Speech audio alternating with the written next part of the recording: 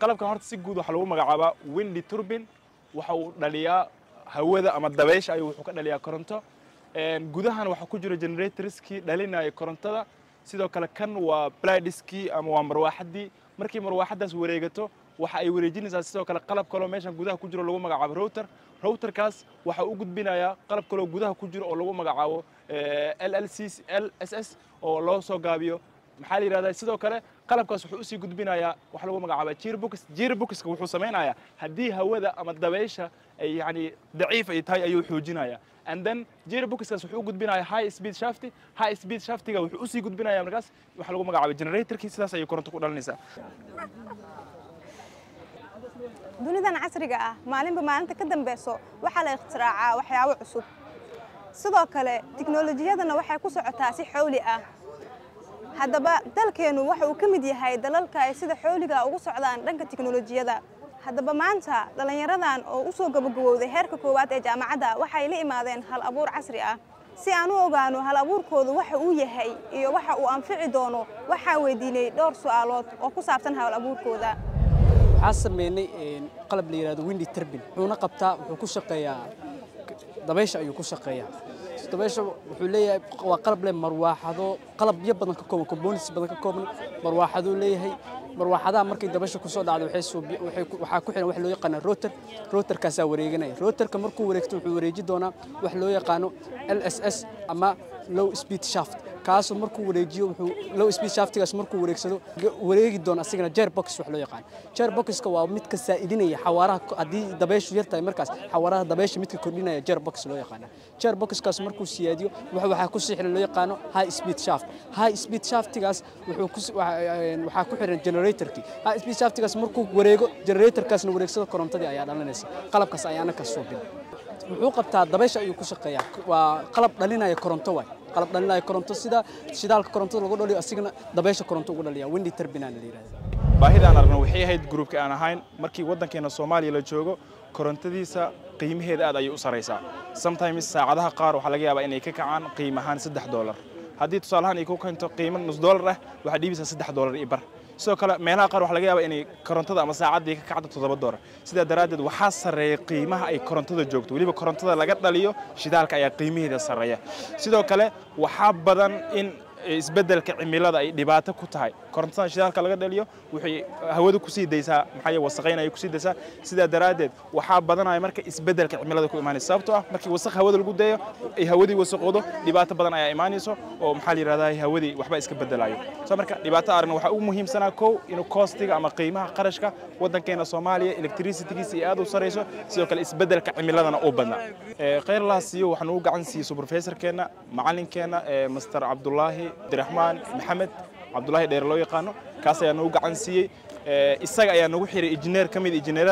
engineeradii dhameeyay jaamacadda ummadda Soomaaliyeed qaybta engineerinka waliba departmentka electricalka dhameeyay oo lagu magacaabo engineer Cabdinaasir oo kamid ahaa batch 5kii ka baxay ama ka qalan bedeshay jaamacadda iyaga ayaa nagu garab siiyeen inaan qalabkan soo saarno oo bulshada u soo bandhigno ardayda u soo bandhigno oo maxaa la yiraahdaa qalabkan aan soo sameeyay nagu gacan siiyeen nagu garab siiyeen sida aynu wada ogsoonahay tamartu waa kheyraad muhiim ah oo u horseeda wadan kasta inuu kabaco dhaqaalihiisa iyo horumar inuu ku tilaabsado Soomaaliya qayb muhiim ah oo kamid ah baahideeda tamarta waxa hadda daboola ilo aan la cusboonaysiin karin ama ku socda dhamaad sida shidaalka kuwaas oo aan ka qayb qaadan kaliya xaalufka deegaanka laakiin sidoo kale keenaya caqabado dhaqaale sababtoo ah qarashaadkeedu aad u sareeya si kastaba ha ahaatee qarashaadka sare ee tamartani aan la cusboonaysiin leedahay waxay nagu kalifaysaa inaan raadino bedel dhab ah oo wax ku ool ah waana tamarta la cusboonaysiin karo sida cadceedda biyaha iyo dabaysha in laga soo saaro tamar hadda anagu waxa adeegsan wax la qalab lahaa windy turbine adeegsanay windy turbine-kaas waxa awood u siinaa in dabaysha ay koronto ka dhalino sida ognahay wadankeena wuxuu leeyahay 3 shay oo dabiici ah oo koronto ka dhalin karno sida qoraxda oo solar system oo isticmaali karno wabiyada kale wadanka lagu wiileeyahay Jubba iyo Shabeelle waxa kale oo qorax ka dhalin karna dabaysha qalabka si hadda aan sameeyno saddexaas loo isticmaali karnaa qalabkan oo dabaysha ah wuxuu awood noo siinaa ilaa dabal ka dhalino tamar xoogan oo koronto ah caqabadaha kala kulanna waxa kamid ah koow in qalabkii oosan iilin wadanka labo xagga security-ga amniga meel kasta marka aad maraysid yani check pointyada waa lagu baaraa sidoo kale xagga hawada oo aad noogu yaraatay maadaama meesha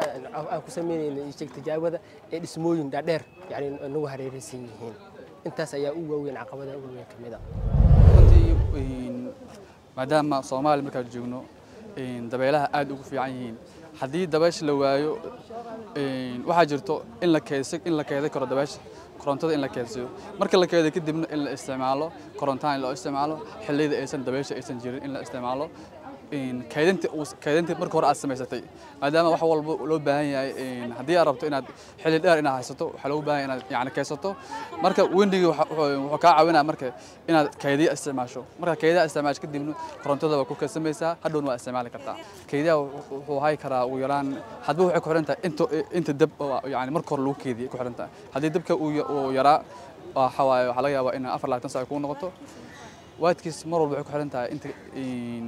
أنا هذا متكان استعماله حوالات 12 فولتج واي 12 فولتج كبدا دا استعماله waxa laga yaabaa inuu kayda fiican inuu lahaado laga yaabaa tirka isticmaal arday Soomaaliyeed waxaan kula talinayaa marka inay yani cilmi baaristooda ay ka dhigaan tijaabo inay sameeyaan wax isku dayaan ha yaraadaan istaabiye maraan isku dayaan cilmi baaristooda isku dayaan intaas kula talin lahaa sidoo kale waxaan kula talin lahaa guud ahaan haddii aan wadankeena Soomaaliyeed ama dawladdeena Soomaaliyeed ama ummadda Soomaaliyeed waxaan kula talin lahaa in ardada cilmi baaris sameynaya in la caawiyo wax badan laga caawiyo si cilmi baaris badan waxyaabo kala duwan ay u soo bandhigaan intaas kula talaa ardadan waxa leeyahay cilmigiina waa inuu noqdaa by experiment waa inuu noqdaa in ka baxdaan by theory iyo wixii la xiriira Ustaad Cabdullaahi Cabdiraxmaan Maxamed kana mid ah barayaasha jaamacadda ummadda ahna supervisorka tiimkan hal abuurka cusub la imaadeen ayaan dhankiisa su'aalo ka weydiinay wallaahi waan ku faraxsanahay mawduuca ardayda maanta ay ku qalin jabiyeen oo ah in koronto laga dhaliyo tarbiinka ama dabaysha weyn energy-ga la isticmaalo adduunyada maanta aan joogno science-ka maalin meel ayuu sii gaarayaa tarbiinka la isticmaalayo oo loo isticmaalayo in dabaysha koronto looga dhaliyo waxa loo yaqaanaa waa tamarta la cusboonaysiin karo ama renewable energy-ga waxaa ka mid ah daamka ama biyo xiranada in loo isticmaalo energy production-ka in loo isticmaalo solar energy-ga oo cadceedda laga dhaliyo koronto in laga dhaliyo bio maska in la isticmaalo ama saxarada oo kale inta la isticmaalo saalada xoolaha wiinka ama dabaysha marka waxay ka mid tahay anaga mawduuca maanta ardayda ay ku qalin jabiyeen dawladuhu waxay door muhiim ah ka ciyaaraan fududeynta isticmaalka tamarta noocan ah oo dalka iyo dadkaba qarash badan u badbaadin kara iyadoo guri walba oo dalka uu heli karo koronto qiimo jaban waxaana lagu gaari karaa iyadoo la fulinaya siyaasado iyo mashaariic lagu horumarinayo tamartaasi dejinta yoolal iyo dhiirigelin loo sameynayo dhalinyarada hal abuurka leh Soomaaliya vision ay lahayd dawladii hore ee dhexe daraasaadka inta aan wadnay ardayda aan baxdiga la sameeyay waxyaabaha aan soo saarin aan ku ogaan waxa kamid ahaa in Soomaaliya ay u socotay dawladii dhexe in la dhaliyo dabaysha yani 1972 saas ay ahayd daraasaadkii la sameeyay in dabayl la isticmaalo sahankaasna waa la sameeyay marka anaga ka faa'iideysanayno arkiifkaas waxaana saaciday marka inaan maanta Ilaahay subhanahu wa ta'ala una waafajiyo inaan model ama qayb yar ama qalab yar aan isticmaalno si koronto aan ugu dhalino marka taasi waxa lagu faa'iideysan karaa in lagu horumariyo dadka ruralka ah deegaan meelaha maxalli jiribaadiyaha ah iyo magaalada intaba marka waxay noo tahay maanta wax oo taariikhdan oo galay aadna ugu faraxsanahay daraasadkii aan la soo waday ardaydayda maanta inay buuga difaacdeen ilaahina uu noo waafajiyay in si positive aan tamartaas aan u dhalino koronto nalal aan shoodan karna inaan ka soo saarno maxaa la jira dabayshan gabagabadii in si hufan aan u adeegsano tamartani qiimaha jaban waa lama huraan waxayna dadka iyo dalkaba u damaanad qaadi kartaa mustaqbal waara